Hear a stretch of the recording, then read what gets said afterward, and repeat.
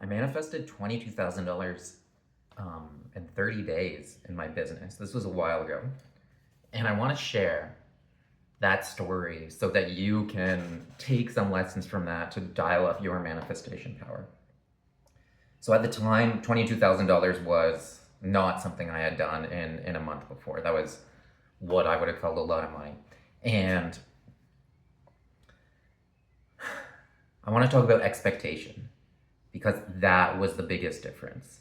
Is in the manifestation world, they talk about expectation or they talk about like acting as if or seeing it as already done. But I felt that on a whole new level. And one of my mentors, she talks about turning on a light switch. And when you turn on the light switch, you expect the lights to come on. That if you turn on that light switch and the lights didn't come on, you wouldn't be like, oh, I guess I don't deserve lights today. Like, you fully expect that to go on.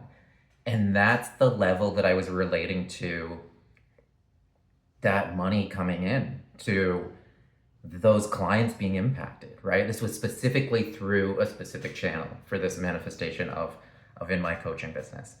And I remember having a call. We were like a mastermind call where we were supporting each other.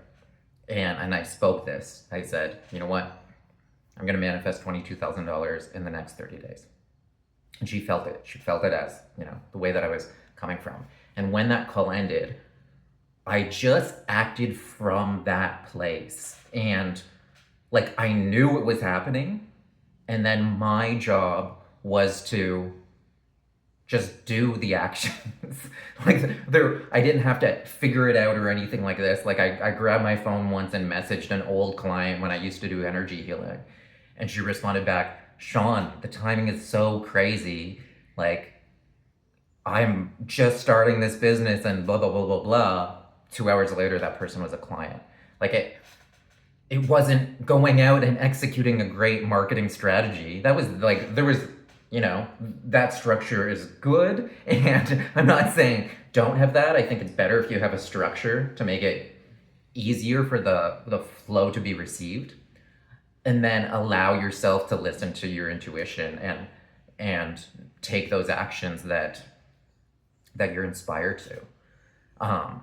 So some clients came through my traditional means, and then some of them were just waiting for me, and I could feel them energetically. And I had another call with that person. It was only 2 weeks, not 30 days. 2 weeks later, I had done $22,000. And I won't forget. It was so interesting. On that call, she said, Sean, you must be so excited. I said, no. Like, that's what we're talking about, expectation energy. If I know for sure something is going to happen, this is just me. And that's part of, that could be a whole nother video. But when these things are being said, it's how you relate to them, right? So like, if I turn on the light switch and I know the light's coming on, I'm not like super excited that there's light. Maybe the first time a light switch was turned on, that could be pretty exciting. But that's the level of expectation that we're talking about. Is I knew this was going to happen for the past 2 weeks, so I'm not surprised, right? And she used the word excitement, but maybe it was more like that. It was like, yeah, like that kind of vibe where it's like, yeah, of course, I knew this was going to happen. Yeah. But I was grateful. It wasn't like, yeah, woo. It was just like, I knew this was going to happen. It happened. I'm really grateful for this. Like, there was still enjoyment. It just wasn't that like, woo, woo, woo kind of, there was still celebration too. But it was expected. So I want to share that so some people can grab onto what that actually means when you fully expect it. And then from there, it's acting, you've heard people say acting from the vision or acting as if it has all worked out. And when you just know, that's coming from the vision. Like, this is happening, you feel that, and then you just act from that place. And then that's where your intuition is connected to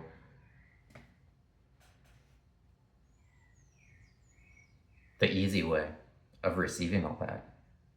So, yeah, that's what I want to share today. I feel like there's just a little bit more to expand on that. So, let me just sit with that for a second.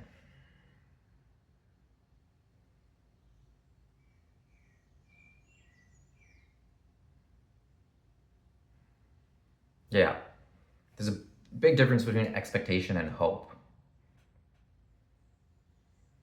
We can't lie to ourselves, or energy doesn't lie. You know, if you're repeating an affirmation in the mirror over and over and over that you do not believe, that's going to push you further away from it. If you genuinely don't believe it, if it's like, there's no way that could be, but I'm supposed to just say this thing. And every time you say it, you feel worse about it. It feels like a lie. Then you should change it to something that you can grab onto and then reach from there and there and there. So that's the distinction that I want to make between expectation and hope. And the only thing that's stopping us from connecting to that version of us that already has it is the stories that we make up. We just lie to ourselves. We're like, yeah, that works, but, you know, I'm different because this thing's going on in my life, or I'm different because I need to take care of my dad who has dementia. That was one that I hung on to for a bit. Or, yeah, that's easy for Sean to say, but he doesn't understand that I have this job that I need to work with. It's like, it's all just disconnecting you from your power.